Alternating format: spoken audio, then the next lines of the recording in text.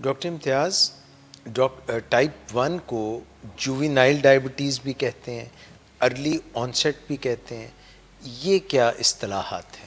دیکھیں، جووینائل جیسے جووینائل وہ لوگ ہیں جو چھوٹی عمر کے ینگ بچے ہیں، ارلی ایڈلٹ کے اندر آتے ہیں، ان کے اندر یہ کامن ہوتی ہے۔ ارلی آنسیٹ ہے کہ یہ چھوٹی عمر کے اندر ہے۔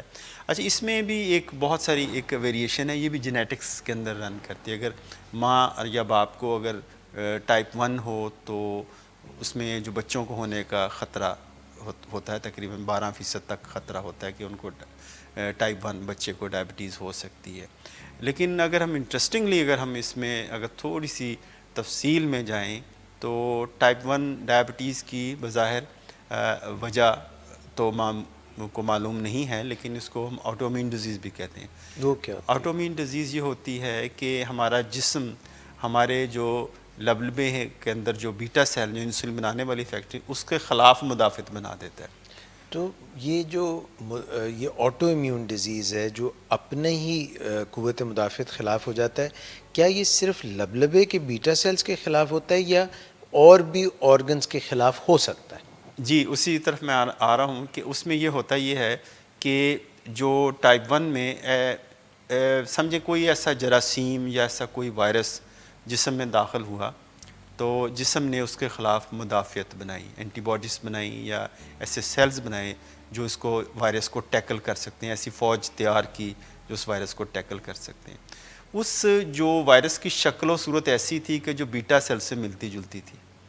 تو میں سادہ لفظوں میں ذرا بیان کر رہا ہوں، تو ان کو جراثیم کو تو تباہ کر دیا اس قوت نے، اس فورس نے جو مدافعتی قوت تھی، تو اب وہ بیٹا سیل کی طرف دھیان کر لے کہ شاید یہ بھی وہی چیز ہے، یہ بھی وائرس ہے، بیٹا سیل بھی وائرس یہ ہے، غلطی کھا جاتا ہے۔ تو وہ یعنی جو ڈیفنس میکانزم غلطی سے ہمارے اپنے سسٹم کے جو بیٹا سیلز ہوتے ہیں ان کو ختم کر دیتا ہے۔ تو بہت سارے وائرسز کو بلیم کیا جاتا ہے، مثلا کاکسکی بی وائرس، مشکل سا نام ہے، یہ اس طرح کے وائرسز جو ہیں، میزل کا جو وائرس ہے وہ بھی اس طرح اٹیک کر سکتا ہے۔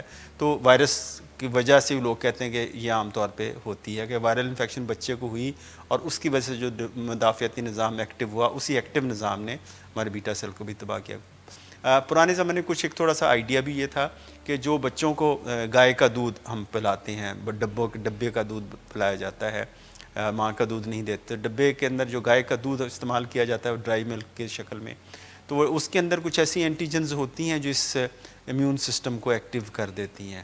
تو گائے کو دودھ کو بھی امپلیکیٹ کیا گیا کہ اس کی وجہ سے یہ پرابلم ہو سکتی ہے، لیکن کچھ لوگ اس کو کہتے ہیں کہ اس کا تعلق نہیں ہے، لیکن اس میں تھوڑا سا اختلاف موجود ہے۔ اور اس میں جو ہے کہ اس میں جو دوسرے آرگنز ہیں، جیسے ہم آٹومینز کی بات کرتے ہیں، اس میں تھائرائڈ کے ساتھ تعلق ہے، یعنی ایسے بچوں کو ہم بچوں کو اسکرین آؤٹ بھی کرتے ہیں کہ ایسے بچے جو ہمارے پاس ٹائپ 1 آتے ہیں اور جو نوجوان آتے ہیں تو ہم ان کا تھائرائڈ ٹیسٹ بھی کرواتے ہیں، کیونکہ ہو سکتا ہے کہ ان کے اندر تھائرائڈ بھی کم کام کر رہا ہو۔ اسی طرح ان کا ایڈیسن ڈیزیز ایک اور ڈیزیز جو کورٹیسول بناتی ہے وہ بھی اس کے ساتھ ہو سکتی ہے۔ اور تیسری جو چیز بڑی امپورٹنٹ ہے، سیلیک ڈیزیز۔